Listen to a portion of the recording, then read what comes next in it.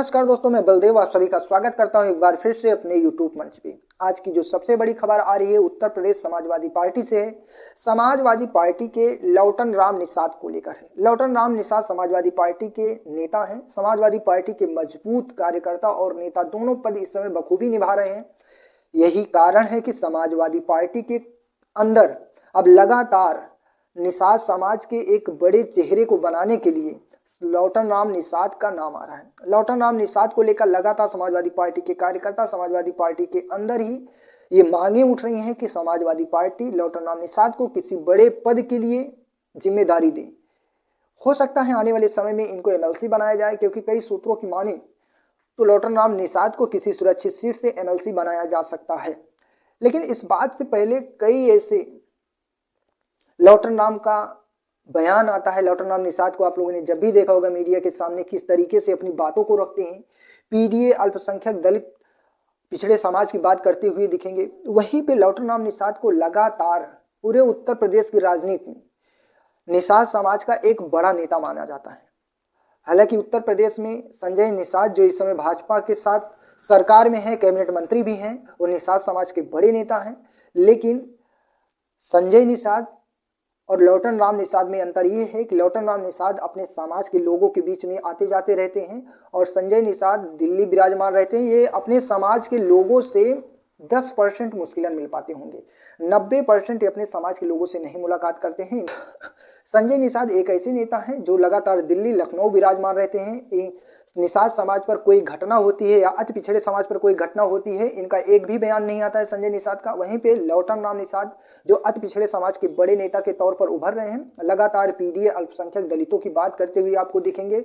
और इनका संघर्ष इतना है कि टीवी, मीडिया, चैनल, अखबारों में इनका लगातार आप लोग देखते होंगे, क्योंकि ये संघर्षशील और लगातार पार्टी के साथ जुड़े हैं। समाजवादी पार्टी में यही वजह है कि निषाद समाज के बड़े चेहरे को बनाने के लिए, ताकि 2027 के आने वाले चुनाव में निषाद समाज की वोटरों की गोलबंदी करने के लिए लौटन राम निषाद को किसी बड़े पद की जिम्मेदारी अखिलेश यादव देने वाले हैं। अब वो जिम्मेदारी कौन सी होगी आने वाले समय में पता चलेगा, लेकिन अभी जो मांगे उठ रही हैं, लौटन राम निषाद को एमएलसी बनाने की मांगे तेज हो गई है।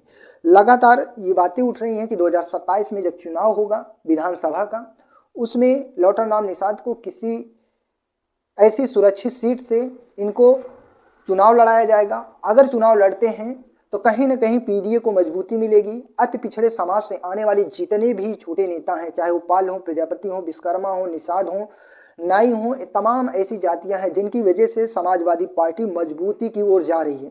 जैसे कि लोकसभा चुनाव में आप लोगों ने देखा होगा कि 37 सीटें अकेली जीती है। इतिहास से आज तक कभी कोई छोटी पार्टी उत्तर प्रदेश में इतनी सीटें नहीं जीती है, चाहे वो मुलायम सिंह यादव का ही समय क्यों ना हो। आप लोग देखिएगा कि 10 सीटें 12 सीटें मुश्किलन हो जाती, नहीं 5-6 सीटों में लोकसभा में सिमट जाती थी सभी स्थानीय दल, छोटी पार्टी। लेकिन इस समय जिस तरीके से प्रदर्शन 2024 के लोकसभा में अखिलेश यादव और समाजवादी पार्टी के अंदर अति पिछड़े समाज के लोगों को देखने की मिली, क्योंकि ये जीत समाजवादी पार्टी की नहीं, ये जीत पीडीए की है, अल्पसंख्यकों की है, बहुजनों की है, अति पिछड़े समाज की है।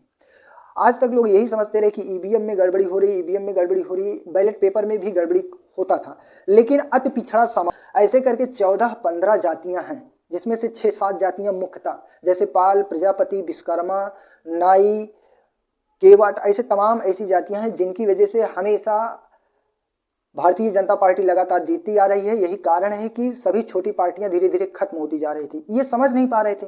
2-4 गिने हुए जातियों को ये लोग टिकट देते हैं, जैसे यादव को दे दिए, कुर्मियों में पटेल, वर्मा ये एक ही हैं, इनको दे दिया जाता था, याद और मौर्य, 3 ऐसी जातियां जो अति पिछड़े समाज में सारी सीटों पे ये छाई रहती थी। और भाजपा क्या करती, भाजपा ने अपना फार्मूला आजमाया कि जो अति पिछड़े समाज के लोग हैं इन पे अपनी गोलबंदी, अपनी नज़र जमाई। यही कारण है कि लगातार जीत रही है। क्या लौटन राम निषाद को समाजवादी पार्टी को किसी बड़े पद पे रखना चाहिए, कोई बड़ी जिम्मेदारी संभालने के लिए देना चाहिए कि नहीं, ये आप अपनी राय कमेंट करके जरूर बताइएगा। और चैनल पे पहली बार है तो चैनल को सब्सक्राइब कीजिए, वीडियो को ज़्यादा से ज़्यादा शेयर कीजिएगा।